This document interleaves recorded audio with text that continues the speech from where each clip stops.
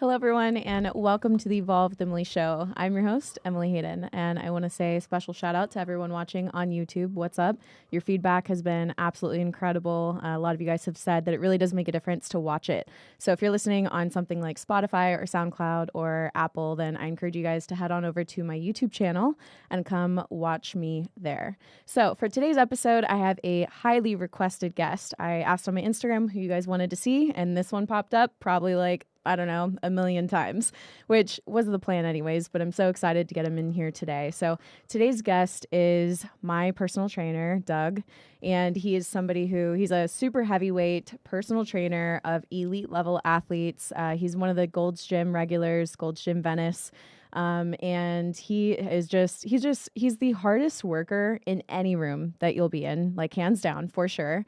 But he's somebody who has really good moral character. He's a man of good faith, and he is just like a downright good person. So I know you guys want to know all the ins and outs of like how we, got together as trainer and client, his background, his past and everything. So we're going to dive into all of that today, as well as everything that the guys want to know. I know you guys want to know, how do you get arms like that? How do you look like that? What does he do? So let's go ahead and welcome our guest and get into it. Doug, thank you so much for being here today. Oh, geez, what a welcome. Thank you. Of course. Yeah, happy to be here. Excited. Yeah. So, okay, why don't we start with how we started training together? Because everyone's kind of wondering, like, how did this start? And I don't know. I feel like it's not really that common to see people stick together that long and that consistently. No, definitely not. Energy definitely matched. Yeah. But okay, wait. Honestly, what did you really think when you saw like the real side of me? Because like everyone sees the like, hello, welcome to the Evolve Emily show, and he laughs already. But like, what did you think the first time you saw like the real part of me? Understanding Emily in the gym, I feel like it's like an onion. Every day you get to peel back a different layer, and with each one is a whole new facet of energy that it's just pretty fascinating. And I mean, there's no end to the diversity. Yeah. You never know sometimes you never know what you're going to get. But you can always count on the fact that it's going to be intense and it's going to, it's going to accomplish something. Yeah. And I would say, so one of our first times training together was with actually Danielle and Samantha. They invited me to a group training session, and we trained legs. And I specifically remember, we did a lot of things that day, but I specifically remember the leg press in the second room of Gold's Gym Venice. And it was on that like third leg press down. And we were, I remember. And we were doing like pause reps and negative reps and like all the little things that you add in the middle of the set randomly. Like you tell us, okay, we're doing 15, but then in the middle of the set, you're like pause rep or this or that. And I remember it was like you're putting gas inside of a fire. I was like, like I love this. That's awesome. Yeah. Yeah, that's what I do. I get lost sometimes. I get so excited. If the energy is there and we're really doing something, I literally, I'll just get excited. I'm like, no, we can make this better. You get something good, but if you just do this and this right now, then it'll be perfect. Exactly. And then I walk away like, yes. Yeah, that's one thing that I've always loved about you is you match people's energy, which I think is also very like smart and conservative of you in the sense that like you're not going to work harder than the person that you're training. Like, well, yeah, I mean, I feel like people come to a personal trainer to get something that they need. Right. And not everybody needs to be yelled at and screamed at until they get 30 reps, Yeah. Some people, so that's why I try to match everybody's energies. It's like, you know what, I'll give you all the intensity you want. You just got to show me how much you want. Exactly. Yeah, I love that. I always say, I'm the gas, you're the brakes. Let's go. So true. Unless it's me, Unless and then I'm like, you, more. I'm the gas, and you're the gas. And then, yeah. Just watch out. Yeah. All right. So before we go more into like the training aspect and stuff, we actually would want to know you a little bit better. So will you give the audience and everyone listening just more of an insight to you? Where did you grow up? What was your home life look like? And did you play sports in high school? What kind of led to you being in the gym in the first place? Yeah. Oh, that's a great story, really. Yeah, sure. It gets better every day. But no, I'm Doug. Obviously, y'all know me. I am from Albuquerque, New Mexico originally. That's where I went and grew up. In between, traveled around New Mexico, but I'm a Southwest guy. I came out to LA to pursue bodybuilding. I had competed a little bit back in New Mexico, wasn't a personal trainer, but I literally moved to LA just for Gold's. Like, I moved to Gold's Gym. I didn't move to Los Angeles. I didn't move to Marina Del Rey. I moved to Gold's Gym. Yeah. And it was just like, let's see what we can do. And if you would have told me before I started personal training that I would enjoy personal training so much, I would have been like, you're absolutely nuts. No way would I enjoy that. But I have loved every minute of it. It's been a wonderful way for me to stay in the environment that I love being in and make a good life for myself and just develop some relationships that you don't even know the potential for the human relationships until you experience some of these things in a workplace environment that's so diverse. And it's just, oh man. Oh, it's so true. It's so true. I didn't really think about that in the sense that this job allows you to connect so much deeper than, for example, just any other job that you would have. Because, I mean, you and I both know sometimes you come in there and you're going through a breakup. Yeah. You know, sometimes you go in there and you just got some like big success at your job and you share that together, like as trainer and as client. So it's like you get to go throughout life together in this kind of way and to go after this progress together, which is something really beautiful. So it really is. And, you know, there's like I have a few clients that I see every morning, and I've seen every morning for 5 years, you know, and it's like, that person's, I mean, he's like family to me. Yeah. And I would assume, you know, it's the same for him. And it's like, you know, I feel like I go to his work every day. I'm like, how was work? How was that thing with your boss? Did he call you? Like, what did he say? This fucking asshole. Yeah. You know, stuff like that. Right. I wouldn't trade that for the world. I mean, that is my social life. Yeah. Okay. So sports, did you play sports in high school? Yeah. I love sports. Played pretty much every sport. Mostly basketball was my first love. Played basketball all through middle school and high school. And then played football my senior year of high school and ran track only because I wasn't good enough to play basketball anymore. Oh. But it was funny. I was already lifting weights a little bit, and I remember when the basketball coach told me, you know, and I'm not going to walk down that childhood heartbreak. But That's so sad. The football coach literally came to me and was like, hey, come here. And he was like, this is where you're going to be now. This is what you're going to do. And it was, you know, football was fun. Yeah. But it was that taught me that weightlifting was just where I want to be. I still remember my first pump like it was yesterday. Wait, shut up. Oh, man. All right, tell us about the pump. The Was first it chest pump ever. Chest and triceps. I knew it. I mean, of course, I was 15, so what do you do besides bench press and curl? Absolutely. Surely not going to squat. I was just going to say that. You have to be an adult to squat, I think. Yeah.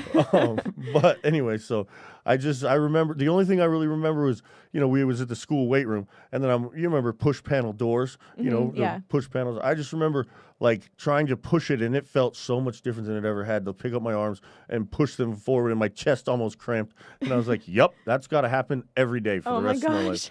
Remember it like it was yesterday. So that's when you started lifting. That's when you got your first pump. What made you have the idea like, oh, I should bodybuild? Because lifting and being in the weight room is different than bodybuilding. So when did you decide to go down the path of bodybuilding? Yeah, actually, another kind of monumental time in my life. I had just kind of cleaned up my life, I had been in some trouble, got out of some trouble, and was kind of straightening out my life. And I started going back to the gym with a cousin of mine and got into training. And there was a bodybuilder there, an older guy. And he, you know, came up to me and he was like, hey, man, you got a good physique. You ever think about competing? And I was like, I am much too tall and much too skinny for such things. That's just not going to happen. And he looked at me and he goes, you're wrong. Wait, that's awesome. That's what he said. And then I went home and I just did some research and kind of studied a little bit and just walked back and was like, okay, tell me about it, man. Let's do this the next day. But you know, that's how I discovered bodybuilding and I started on the process and learning how to eat and stuff. And then I guess when I started to be successful at maintaining good things in my life around bodybuilding, I started to really realize that it was probably just the way I should live my life because it's structured and it makes sense and I focus well with it. And that's when I really decided that bodybuilding was for me. It was like, I like living this way. That's dope. So for you, it's like you found this new way to live your life, like a new lifestyle. I feel like it saved my life. You know, I had drug problems pretty heavily in my younger years, as like every kid, I guess. But anyway, realizing that I had an addiction to a stimulus, I feel like bodybuilding kind of saved my life because it allowed me to function in society while still receiving the stimulus or a stimulus on a consistent, regular basis. And, you know, I mean, everybody knows that there's some addiction to training. It's the same receptors, same stimuli. Dopamine is dopamine, you know? So, but that's really, yeah, I mean, it saved my life. That's beautiful. Yeah. Who was one of your first inspirations in bodybuilding? Tom Platz. Oh, wow. That was Tom quick. Platz, yeah. Yeah, I mean, Tom Platz. Rightfully so. He's incredible. Yeah. I mean, obviously, I agree with you. Yeah. I had an opportunity to sit and talk with him a little bit once. Really? How was that? It's fascinating. You know, a lot of people don't know he was an English teacher at Santa Monica High School while he was a bodybuilder. Did not not know that. And I'm kind of a nerd. I have an affinity towards English teachers and literature, and I just remember watching his videos and seeing the intensity, and it's like I would hear him say things and be like, yeah, I feel that way. You know, like, yeah, I can get behind that. And these are crazy things like, if you don't die before you get out of that squat rack, then I'm like, yeah, you're absolutely right, man. Let's go. You're like, yep, I agree with this. Yeah. That's something I would agree with too. But just to pair that sort of raw intensity with intellect fascinated me. And I just really identified with that. It's like, you're like a power nerd. You know, or like a fucking nerd. Wait, that is like a rage nerd. Like you just love going there, and you love figuring out new ways to get to that point. And there's intellect there, and that's what stimulates me. Oh, absolutely, and that's something I've experienced even on the client end of things because I remember the first few times it was happening, I was like, this guy really loves his job. Like what I'm talking about is when, say, for example, we'd be doing something and maybe it wasn't like hitting the muscle right or something. And then you would like really think about it and be like, well, let's think about this. And then you would say, change this, your foot this way or do this or whatever, make a little tweak to it. And I'd be like, wow, it's perfect. And you'd be like, yes, yeah. Like it was like such a win for you. And at first I was like, is he serious? And then like you could tell like you really are that passionate about it, and that it, like you said, it's like a game for you. Like it absolutely let's is. figure it out every single time. Everything's a puzzle. Yeah. And I mean, I do get excited. I wonder, actually, it's interesting you say that when you're like, is he serious? I wonder sometimes when people are like, what is Doug doing? Like, is he okay? Yeah. Is there a camera? I don't know. But yeah, sometimes I know. No, I love it. I don't think I've ever seen anyone love their job and be truly so passionate and so in it and so focused like you do. So I think it's what makes you a great trainer. I'm happy to hear that that's how it's received because that's where it comes from. I mean, my grandfather told me once, if you love what you do, you'll never work a day in your life. And I mean, honestly, that's very true. I'm a lucky guy. I don't have those days when I'm like, I got to go to work. I'm like, I got a board meeting I got to go to. Right. I do what I want. I'm a lucky guy. Yeah, and you have the freedom and flexibility to work with who you want to. Absolutely. Yeah. I mean, I did my gym trainer time. I worked at LA Fitness for like 2 years. I did my time, But if you're a personal trainer and you want to expand your business, go private and find a gym to work at. It's the best way to go. Amen. I did the same thing because I was working at Gold's Corporate at a certain point in my life, and I very quickly found out that I needed to go on my own. I was only there for a few months, and I upped on all of my certifications and stuff so I could get the highest level payout. And even at the highest level payout, they pay you nothing compared to what you can do on your own. Well, I mean, but it's compared to what you do on your own. It's a good step, though, right? Like, I feel like, especially beginners, it's a great place to start. Absolutely. 100%. I tell people that all the time. Like, LA Fitness is, in my opinion, and I'm not endorsing LA Fitness. I mean, they're not paying me for saying this or whatever, but it is the best place to start a personal training career. Because, Why? Well, I mean, just like everyone else or any other big corporate gym, the diversity of clients is huge, right? Okay. You're going to be forced to work with people that you would never pursue working with. You're going to be exposed to things that you've never had to deal with, and it's just going to make you a better trainer. Yeah. But in LA Fitness exclusively, they have a staff of people that sell personal training for you. So it's not as high pressure. Like if you go to 24-hour fitness and or Equinox, I know I have quite a bit of experience with Equinox. Like if you're not hitting your numbers at Equinox, you're walking that floor. They treat you like a slave, Yeah. And it's like at LA Fitness, you still have to walk the floor, but you don't have that pressure. You're filled with clients. You can work as much as you're really willing to, depending on how busy the gym is, of course. But yeah, I really am thankful for my time at LA Fitness. I mean, a lot of my success training women, I think, has more to do with the fact that I started at LA Fitness and was exposed to a vast array of women who would never have thought to train with 6'2", 300-pound guy. Yeah. So for both me and them, Yeah. probably experiences that we wouldn't have known how much we would enjoy. Yeah, that's such a good point too, because I feel like sometimes, like what we were just saying, go work for yourself, and so we don't want to just promote that. Like, I think there are stages and steps, and I think working for a gym is a great step. And you just have to recognize when, like, okay, I've gotten everything I need to get from this step, and now I'm ready to move on to the next step. There's no shame in working for a gym. There's no shame in working for, corporate, and you're not better if you work for yourself. It's just, it seems to be a natural progression for a lot of people that are truly passionate about making this their main thing in the long run. Absolutely. I think so. I think, it sounds like when somebody who works for themselves talks about it, it seems like they just up and decided, I'm going to go work for myself. Yeah. But it's like there's quite a bit that went into how am I going to do this and, the rites of passage and the stages, like you said. I think that's 100% right. Yeah. Give us some insight into your bodybuilding career. So what was your first show? How many shows have you done? What was your last placing? All of that. Yeah, my first show was the Mr. New Mexico. They call it the Mid USA / Mr. New Mexico. I did that show twice. The first year I did it, I won the super heavyweight only because I was the only one there. And really, I shouldn't have been a super heavyweight. I was much too fat. But I was like, I don't know, 22, 23. So it was my first stint. And then the next year, or I think it was the next year or 2 years later, I went back and won the overall at the Miss New Mexico. And that's about when I decided it was time to start thinking about moving out to LA or something. I wanted to do a California show first. So I did the Excalibur. I came out here and did the Excalibur the same year that I did the Miss New Mexico, because the Excalibur is in December. Yeah. It usually is. Yeah, the end of December. And I didn't do very well there. I was pretty outmatched, but it was my first taste. And then when I moved to California, I did the Excalibur again and won that motherfucker. Hell yeah! That was pretty cool. That was probably my biggest success thus far. As personally, it feels like the biggest success. Did the Cal, and then I won the West Coast Classic overall in 2016. 2017, I went to the Nationals and placed 8th, and then that was the USA's. And then 2018. I did the Nationals and placed 5th at the North Americans 2019, and 5th at the Nationals 2019. Oof. Lots of 5ths. Yeah, but you have I'm not bothered by that at all, by the way. Not at all.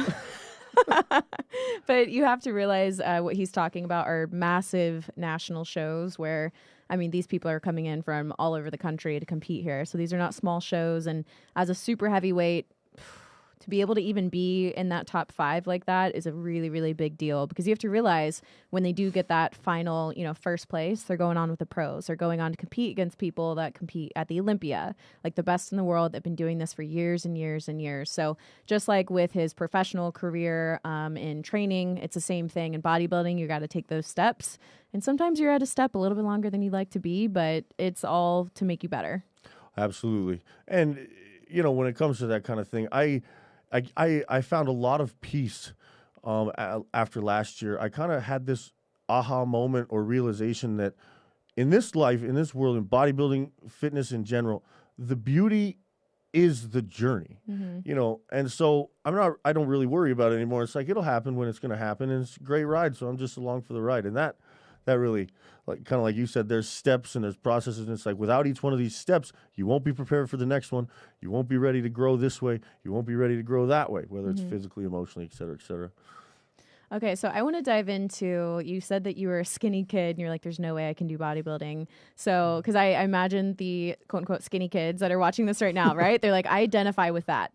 So like, what kind of advice could you give them to getting started, and like, when can they start to see some muscle on their body? You know what I mean? If you're going to start this, obviously the first thing you have to understand is every single person is 100% completely different. So it's really not advantageous of you to compare yourself to anybody else, especially if you are literally just starting in the gym, just wanting to get started. The first thing is, of course, all the old guys always tell the young guys, be patient. You have to be patient. So true. And you have to handle your business with the knife and the fork. Like, if you want to be a bodybuilder, you must eat. It must be 80% of your life. Like, let's just be real. While you're trying to build muscle, there's no way around it. And every way that you think is around it is probably unhealthy. Just, be smart and lift heavy things. That's how you get started. But really, it's just be patient and eat. Just know that it's like you got to get six meals a day if you want to be a bodybuilder. Yeah, it's so true. You gotta eat, walk, talk. You gotta do the whole thing. Can't just halfway go into it. It truly is like a complete lifestyle, and it's not just something that you do for a show. It's something that literally needs to be 365. Like, it always blows my mind when people would see me like training hard as hell in the gym. They're like, "Oh, do you have a show coming up?" And I'm like, "No, what are you talking about? Yeah. Like, it's just a Tuesday." Yeah, it's just it's a Tuesday. Just leg day. Yeah, it's leg day. What are you talking about? And I think that's the biggest difference in the people that I think do really well and make it far and really reach their goals are the people that make it just their lifestyle versus a program that they're following versus a like one-off 12-week prep that they're doing. Oh, absolutely. Yeah. And that's just, it's the same is true in life in general. Mm-hmm. I mean, they say that it takes 1 million hours to truly master something. Yeah. It's like if you want to excel in anything, you have to put all of your focus there. There really isn't, I'm going to spend 2 hours on this, 2 hours on that. I don't really believe that. It's like, no, your energy goes there. Mm-hmm. But not everybody functions that way either. Yeah, so true. Okay, so how do you gain muscle and get leaner for the guys that are listening and want to do that? When you figure it out, please include me in that email. Same, CC me. We're all looking for that still. Yeah. What would be your advice, like, for someone that wants to do that? They're like, "Hey, man, I want to get, bigger chest, bigger arms, but I need my abs to come in. I'm fat right now." Well, wake up every morning and do an hour of cardio before you eat anything, no matter what. And then as you train hard with pretty heavy weight, but fast. Don't rest. You should leave the gym drenched in sweat. The guys that are shredded and lean and, vascular, they're not power lifters. They're not, taking 5-minute rest times. They're not doing 1 to 2 reps. You're supersetting. You're running around the gym like I make Emily do, because that's, which I love and prefer. Yeah, that's what I've always felt like you train like an athlete if you want to look like an athlete. Even if whether you're a bodybuilder or a bikini competitor, if you want to look athletic, like you use your body and you use it to the fullest extent it can, then do it and you will look like it. There's no way to fake it. What's next for you as far as competing? I am actually going to do the Amateur Olympia this year in December. It's on the 16th in Vegas, one day before the regular Olympia.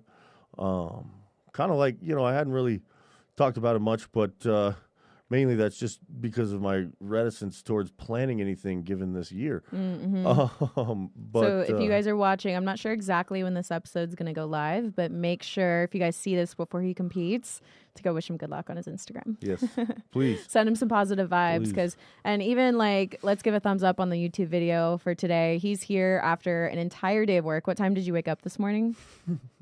You won't even believe me. Tell me. 3:15. 3:15. It's right now almost 5 p.m. He trained himself. He trained multiple clients. He's in the middle of prep. He's actually feels the worst that he's felt in a very long time.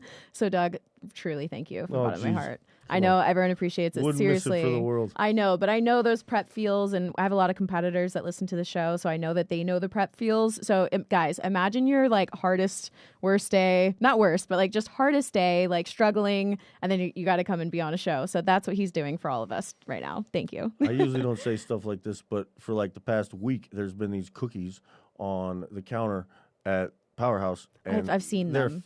They just look ridiculous, right? So I'm not going to eat a cookie, but if everybody that hears this, just go have a cookie. Wait, shut up. That would just make me pretty happy. Did you just tell everyone to go eat a cookie? Just go eat a cookie. Oh, man, I remember the prep feels. To be honest, if you want, I will go eat a cookie just Please. for you. Oh, blame it on me. Definitely. Okay, I'm so happy with it. we have a few questions from the audience that I want to get to. I figured it'd be a good time just to kind of transition into this. Okay, so Becca asked, I want to know how you decided he was the trainer for you, because it takes a very specific type of person to keep up with you and all that badassery. This is someone that obviously knows me very well. This is Becca, my director of operations. The people that know me the best, like you, Becca, my brother, family, there aren't many other people that know me that way. They're like, how did you find someone that understands you? you know, that also that I can just be like my full, like raw, most honest self with. And like I said, I think it was that very first training session when I recognized that you were able, I think this is what it is. I recognized that you recognized me, and I was like, oh, and then that you matched me there. You know what I mean? Like, you recognized where I was at in my head without me saying anything. Like, I was silent and you somehow matched me there and then pushed me there. And I was like, nobody knows about this button and you're pushing it.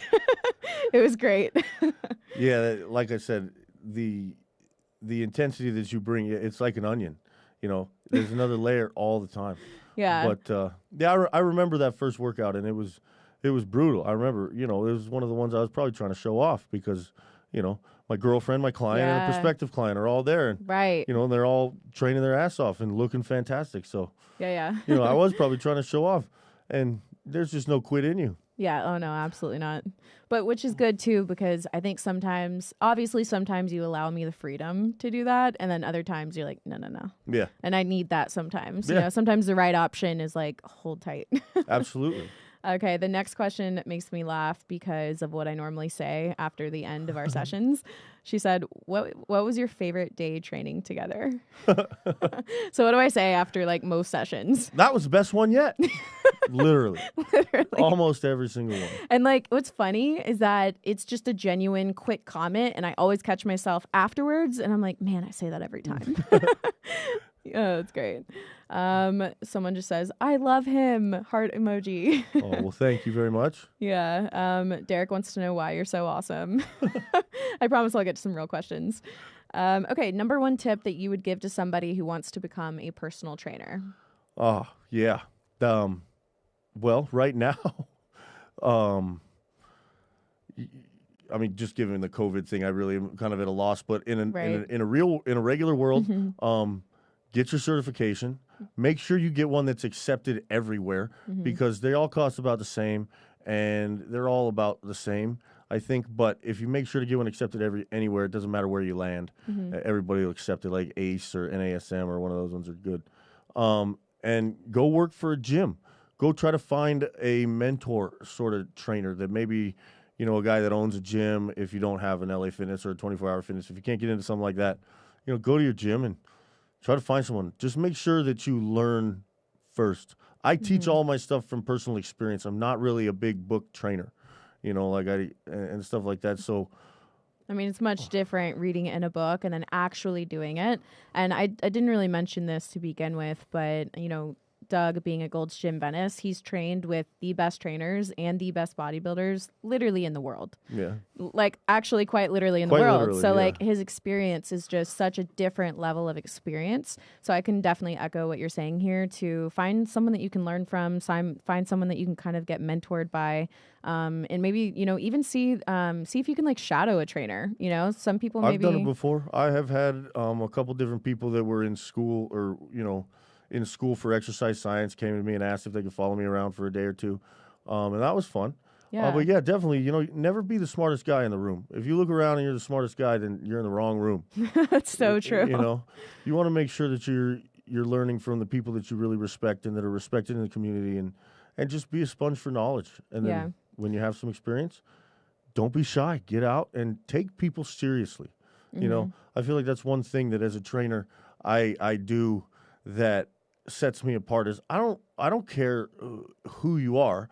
If you want to train like a bodybuilder and really grow and you're going to put everything there, I will take you seriously. I'll scream at you and yell at you and get everything out of you. I don't care if some people are over there in the corner laughing like, what is Doug doing with this little guy? Right. It doesn't matter. I'll take you as, you know, take people seriously and give them the benefit of the doubt, because you never know what you're going to bring to their life, and you also never know what you're going to get from them. You know, not financially, that's not what I mean, but you know, like you just never know what that give or take is going to be. Yeah, and it's funny that you mentioned this, because on the way here, I was thinking in my head, I was like, oh, I definitely have to talk about this, about the fact that, and I feel like a lot of women especially, I think, will relate with what I'm about to say, but I feel like sometimes, like, if you're not pushing super impressive weight or something, that, like, guys don't take you seriously, or they think that, like, they can make you hurry up with your sets, or, you know, like, you feel like you're not really taken seriously, or even with trainers, you feel like because you're not doing something impressive, you're not jumping the highest, you're not pushing crazy weight, that they won't take you seriously. obviously. And something I've noticed with you, with myself, but also when watching you train just any other, random person that hires you to train them, like you are just in it with them and you're treating them just like they are going to the Olympia. Well, Like you don't treat anyone differently. But I think that's what definitely sets you apart, because there's other trainers that they treat their Olympia level clients one way, and then they treat their other clients just kind of like not as serious or not as intense. And, you don't change, which is something that I think is incredibly valuable. I mean, it's something that I really strive for. Like, I mean, it's easy for me because I just love when somebody is going like somewhere they've never been before. Like to me, I'm like, dude, wait till you see this. Like, come on, 2 more reps. You're gonna feel so cool. Shit like that. But nobody will give them the chance for that. And you're absolutely right. Like, like a lot of trainers will see somebody, some of my clients will be like, no, I'm not gonna train you for a show, bro. I'm just not that guy. I mean, I'll tell you that I don't think you're ready, and I'll tell you that, we need to do this, this, and this, but I'll be there right there with you. Yeah, I think that's the best. That you're so valuable, you don't even realize. Seriously, to have somebody that will see where you're at in your journey, be honest with you with where you're at, but be like, yo, I'm right here with you. Like, let's take 10 more steps that way, You just keep trucking along. Yeah, that's awesome. Someone asked, what if you like training at better, Powerhouse or Golds? Man. They're just different. They're totally different, 100% different. I mean, Golds, I moved across the country for that place. And the first time I walked in, I cried. Quite literally. I'm not joking. Like, Golds, it's everything to me. And I was really brokenhearted when all this happened. I mean, literally, I don't think I left the house for like 2 weeks. I mean, I know we weren't allowed to, but whatever. Yeah, everyone's like, big deal, Doug. Neither did we. But Powerhouse, very similar environment as far as the people. Yeah. And without, just... They're different. Different. Yeah, that's how I would describe it too. And similar to you, I remember...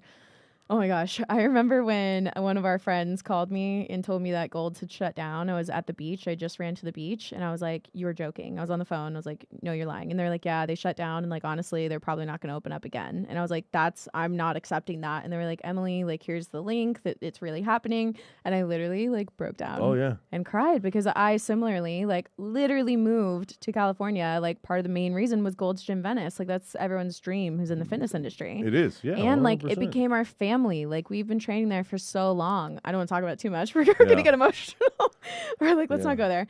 Anyways, we love it so much. Nothing can ever replace that. But Powerhouse has given us a new and a different experience and kind of like a new family to be a part of. Well, let me give a shout out to Dave Fisher. Yeah, please do. Yeah. Just for standing up for what he believed in. I mean, we don't have to get into any of that stuff at all. The man owns a business and said, if I close my doors, I lose my business anyway. So you can come take it if you want. And he's been careful. He's followed the rules. We clean everything pretty strictly. But I just, Dave Fisher, he earned all of my respect for that. Yeah. And I'll stand behind him as long as I need to. I agree with that wholeheartedly. My gosh. I had to tell him like multiple times, honestly, thank you so much for staying open. And let's talk about this for a second, because it's not just us wanting to go lift weights. Like it's not just about this aesthetic reason of wanting to lift weights. Like truthfully, I need the gym. And so what Dave did by keeping open was literally like give us something that we needed for like our mental health, our mental sanity. Like it's such an essential part of like who I am, and also just staying mentally sane. Like I honestly don't know how people are doing it without a gym. So like I'm going to echo what you said and just say thank you so much to Dave and everyone at Powerhouse, and thank you to the regular members there that welcomed us all with open arms, because we came from all over LA and swarmed their gym. I'm sure it was a lot. Yeah, I just walk in there with my 5 duffel bags and okay, I work here now with all my clients. I know I'm a loud guy. Yeah. Yeah. Right. Yeah. You're not really like, you can't really sneak in places.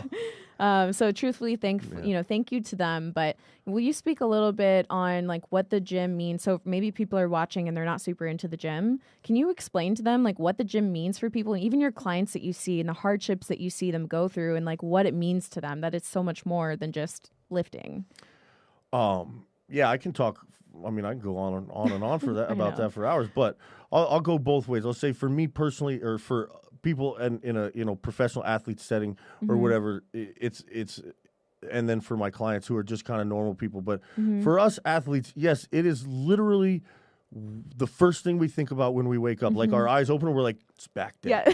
Okay. Literally. I got to eat this today and then I got to pack. It's like it's the first thing we think about. And it doesn't change all day long. Like our entire day is geared towards that workout and geared towards capitalizing on it. And it just kind of permeates our entire life. So when it's gone, I don't care if you have a normal job. You're not thinking about your normal job. You're thinking about the fact that you're not thinking about working out today. And every day that just builds and builds and builds. I made the analogy of it's like you have an orgasm that's supposed to come out. Yeah. It's this little mad thing inside of you. And if it doesn't come out, it's just like, It's just I'm there. stuck in here. Let me, and it permeates your life. Yeah, it's so true. Now for my clients, for my normal people, my Normal people. Sorry. No, it's okay. We're the crazy ones. They don't necessarily. I have some clients. I'm thinking of one in particular named Mario. We'll talk about Mario. Mario doesn't love working out. He doesn't come to the gym like super excited to see what kind of bench press he's going to put out. Right. But Mario found out very quickly as his life didn't change with the exception of the gym's closing. Like his job continued just like normal. His life continued pretty much like normal. He just couldn't go out to dinner and he couldn't go to the gym. He gained 30 pounds in 2 months and he didn't change his diet. But because he went stagnant in a very high stress environment, his life just imploded. And so did his physical health. He was almost diabetic, cholesterol's through the roof. He had to get back to the doctor. Then when we finally found that little private gym to start working out at, it took all year to get the weight back off.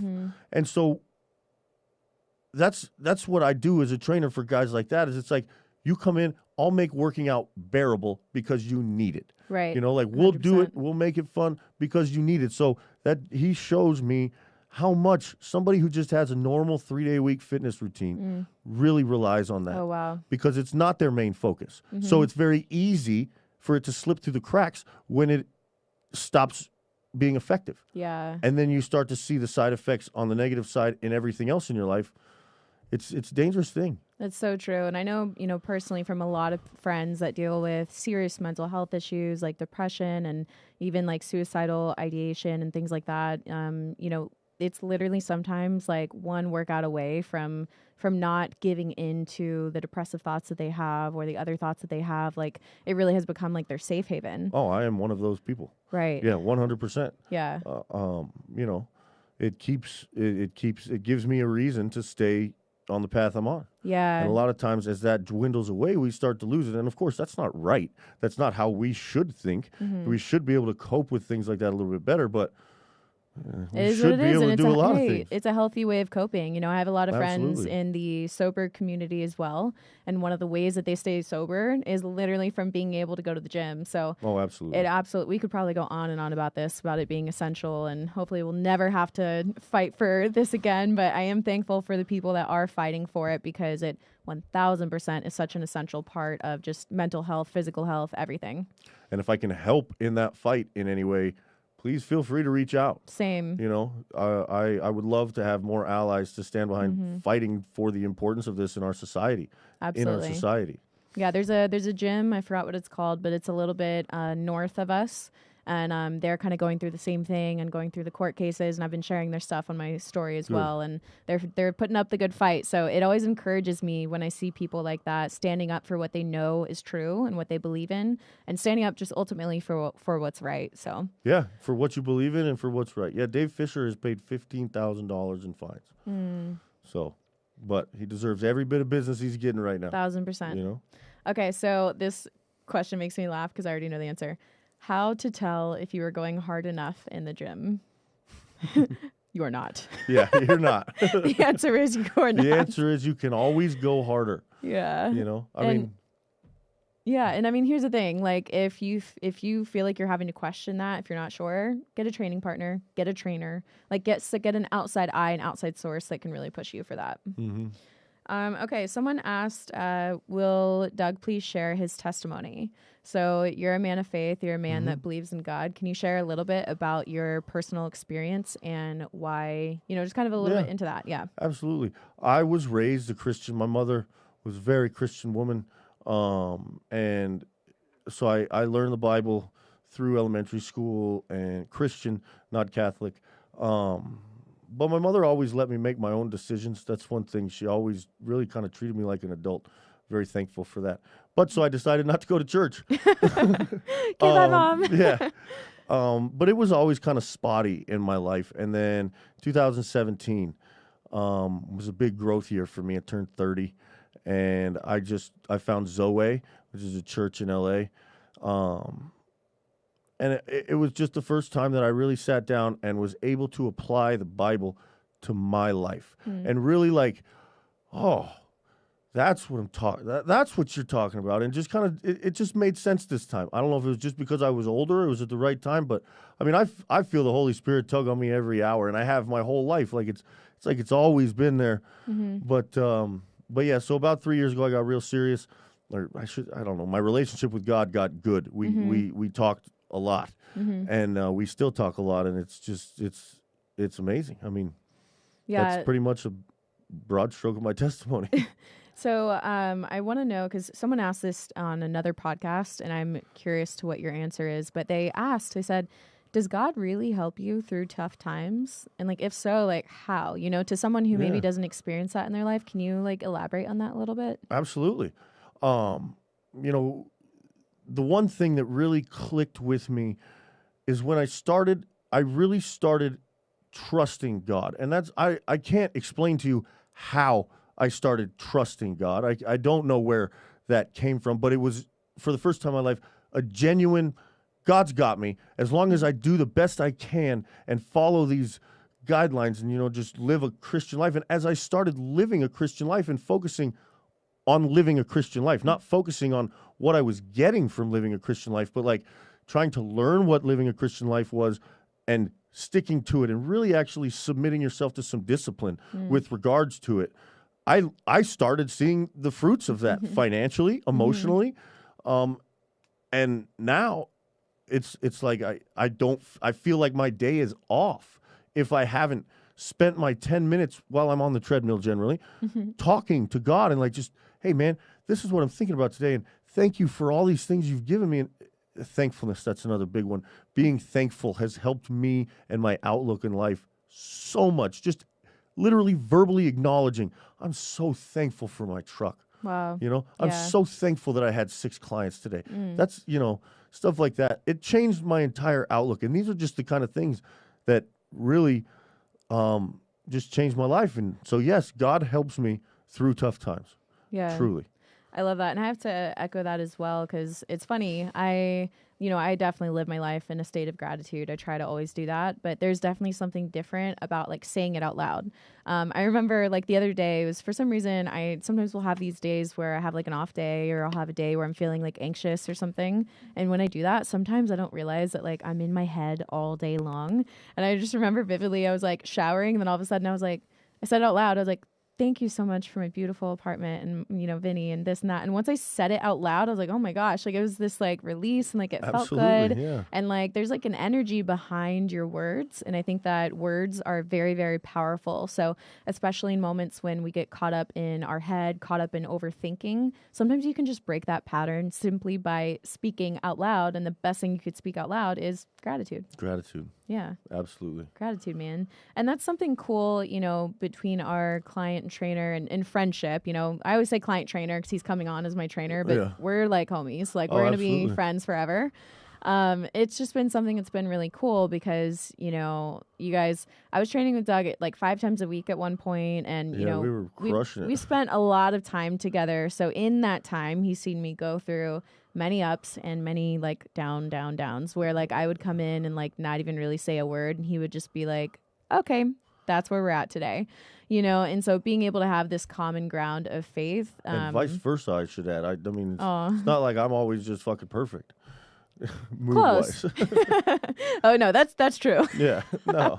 But what's great is like we're the same kind. So like you recognize it in me immediately, and I recognize it in you immediately, and we're able to just kind of like match each other where we're at, or even better yet, we're able to like pull the load a little bit. Absolutely. You know, like I Absolutely. can always recognize when it's like, okay, it's the end of the day, like, you know, this, that, and the other. And the session might start like a certain kind of energy. And by the end of it, it's ending with like the best. Yeah. Always. That's actually really true. Yeah. Like, you know, the first set I'll be like yawning and leaning. And then once you start going, I'm like, all right, we're going. Here we go. Yeah, yeah. Well, Usually it switches on the hamstring curl. because it's so hard because I'm doing it correctly. You Yes. know, like I feel like hamstring curl was so much easier when I was doing it wrong for Oh years. God, I didn't do them right for fucking 10 years. Oh, man. And I thought I had strong hamstrings. Okay, can you give a hamstring curl tip, a lying hamstring curl tip? Oh yeah, I'll Verbally. change your life. Hips down, squeeze your glutes, knees up. Your glutes will not stay squeezed, I promise. But if they come unsqueezed, just squeeze them again and keep doing the exercise. It's not easy. Try it with zero weight first, and that'll change your life. Yeah, it really will. Once you do it for the first time, you'll be like, wow, I was doing this wrong and with my lower back the entire time.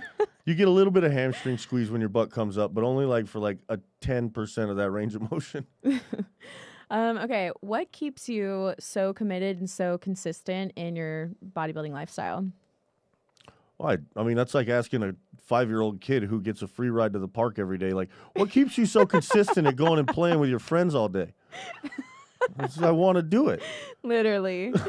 So I think, you know, to kind of add on to that, I think I would say find a way to make your fitness and this healthy lifestyle fun for you. You know, maybe not everyone's into bodybuilding like we are. Not everyone is crazy and twisted and wants to go for those negative reps or pause reps or, you know, but like maybe you like group fitness classes. And when you go, like you love the energy of everyone else around you, which Doug and I would not always like. Like, get away. I mean, if that's for you, more power to you. Yeah, yeah. Good for you. I don't mind it sometimes. But Seriously though, I really think it's important that, you know, we all need to know and act accordingly to the fact that there's no one way to do fitness. Thank you. You just got to move every day until a little bit of sweat drips off the tip of your head. And then if you want to stop, go home.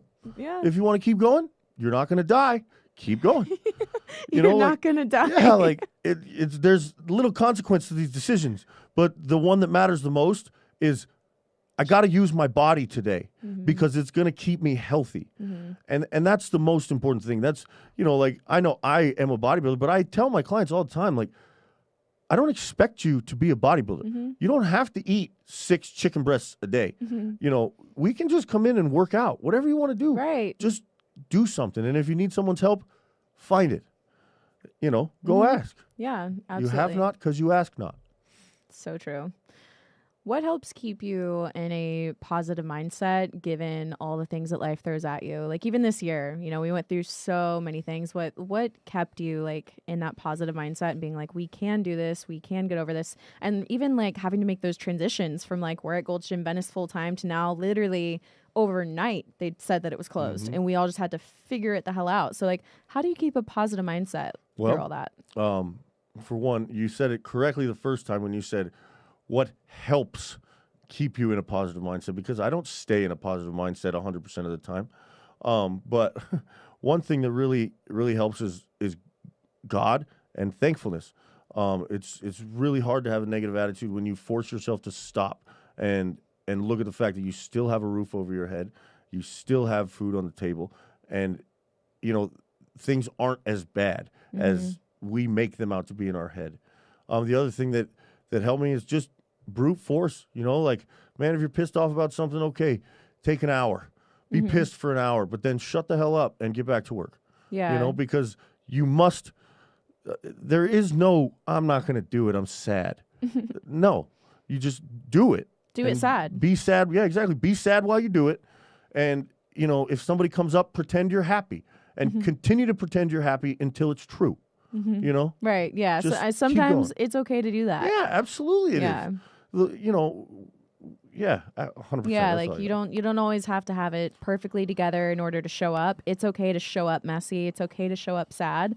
Just show up and keep putting one foot in front of the other, and eventually you're going to get to your destination. Absolutely. It might look messy, it might look a little crazy sometimes, but you'll be there, and everyone else that is like a real one beside you they're going to be all messy. Their hair's going to look bad, you know, that kind of thing. But like you guys are going to get there together. Mm-hmm. And that's something that the gym and the fitness community in general, I feel like has really given, you know, me and you and all of us is like this new community to be a part of. Absolutely. To where like, it's cool. Like you can always tell when someone comes in the gym and like something's off, you know, and you can tell that they're having those kinds of days. And so, man, I even remember like on some of my hardest days, like I would be like, it was actually one of your clients. It was actually recently. It was one of your clients, you know, and I'm in the middle of my session and not a very good day, you know, but I'm there and I'm doing it. And he just comes by and goes, hey, and like gives me a little fist bump. And like in that moment, like what I really felt was like, got you. Yeah. And then, you know, like you don't even have to say anything. It's just that acknowledgement of like, I see you. It's all right. You know, and you're like, okay. So it's been really cool for, you know, me to experience just that kind of community. I was not a social kid in school. I really didn't grow up as, you know, like a real socialite or, you know, big friend guy. But the fitness industry really brought that part of me out. You know, I've always been pretty quiet. You're never going to, when I was younger anyway, you're never going to hear me like, hey, I got an idea to a group of people. Like, you tell me that. Yeah, no, now. Oh, okay. I'm fantastic at it. I remember you saying that exact line. Yeah. Hey, I got an idea. Yeah. But like, you know, before Gold's Venice and the environment that I was so fortunate enough to be in, I was not this guy. Mm-hmm. I mean, I honestly look back at myself and I'm like, man, I used to be so scared to do anything. Like, you know, I waited outside the bathroom for Danielle to come out for like 15 minutes just to ask for her number. I was so nervous. Shut up. Yeah, like I was. By the way, Danielle is his girlfriend. Yeah, Danielle's my girlfriend of 5 years or so. Yeah, which I was just about to bring up anyway. So it's perfect that you went into this. Wait, so tell us about that story of meeting her and asking for her number. Oh, well, I remember seeing Danielle walk across Gold's, and I was actually with Cyrus. Oh, yeah. My old roommate, Cyrus, and I was like, who's that? He's like, oh, that's Danielle. She's a nursing student. And that was it. And then I didn't see her for like a week. And I saw her again. And I was like, man, she is beautiful. Holy moly.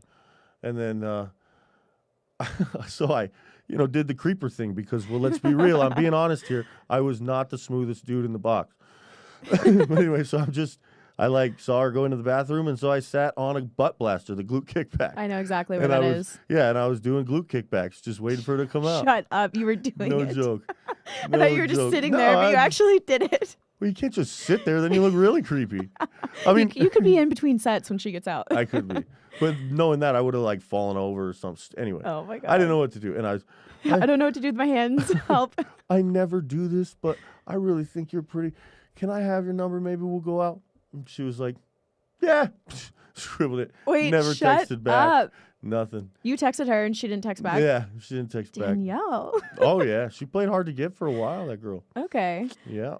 And so now it's been 5 years. So what was it like finally going on the first date? Oh, it was, we knew. She'll kill me for saying this, but our first date lasted 3 days. Wait, that's amazing. It was amazing. I didn't talk to anybody else for 3 days. You know, it was just her and I. We never left each other's side. We went to dinner, and then that was just, you know. You guys just connected. Just connected. Yeah. That's awesome. And something I think is really cool about you guys is, you know, I've seen you guys grow together over the years, and I feel like you guys have really sharpened one another in such a good way. Like, I even remember, I'm excited to talk to her. She's going to be on a future episode. But I remember like whenever we had our first kind of deep conversation and like I said something and she responded and I was like, whoa, I didn't know that was in her. Like she's super deep and super, you know? And so I feel like, and I know how you are, so I feel like you've helped her maybe in that way. So what are some ways that you guys have like helped each other be better? Or like how have you guys kind of like, you know? Yeah. I mean, she helped me grow up. She watched me go through that transition of 27-year-old or 27, 28-year-old still shit stick fucking kid trying to pretend he's getting his life together chasing tail to, you know, the man I am today, which thankfully is a far cry. And I remember one time, this is just an example of, you know, she always held me to a pretty tough standard, but with compassion always. And, you know, I remember one thing we were talking about whether or not we were going to actually be together or not. And I was like, well, I don't know. We'll have to see how you handle it. We'll have to see how this goes. And she just looked at me, she said, you got to make a decision. You can't just see. Yeah. You got to choose and then make sure it happens. Wow. I remember like it was yesterday. That's amazing advice. See what I mean? Yeah, She's awesome. Like every she time is. she opens her mouth, I'm like, damn, that was good. And I'm sure there's others that I've helped her with, but Of course, I'll let her yeah. tell you Yeah, that. yeah, of course. That's awesome. Well, okay, so the year is wrapping up. Thank God. Do you have any plans for 2021, or do you have any future plans for your business or what you want to do, or are you kind of just waiting to see what happens with the world? I mean, I think we're all kind of waiting to see what's Right. going to happen with the world, but you do have to have plans. You do have to keep striving towards something. Business-wise, I'd really like to open up my online business a little bit more, but I have kind of a dilemma about that because I will not cheapen my product in the gym. Like, there's no way I'm going to take away attention from that. And also, I'm not a professional online presence developer. I know that's not a real position. I'm just like, saying. you literally just Yeah. made that up. I know. But, so that's obviously in my plans. I'd love to be able to reach more people. I'd love to be able to help more people. I'd love to be able to travel and do some seminars because I think there's, I think it could be very successful and a wonderful way to kind of spread my philosophy of fitness that I'm developing. Yeah, and you and I have talked about doing those together potentially as well. So Yeah, that for would be everyone, great. for everyone listening, if that's something that you would want to be involved in, let us know. Comment below. Tag us on Instagram. But what about for everyone listening that already is like, yep, I want to work with Doug? How can they get a hold of you? And what's the best way to reach you? Yeah. If you are in LA, probably the best way to reach me is to come to Powerhouse and just ask for me. I'm there until like 3 o'clock every day. You can always hit me up on Instagram.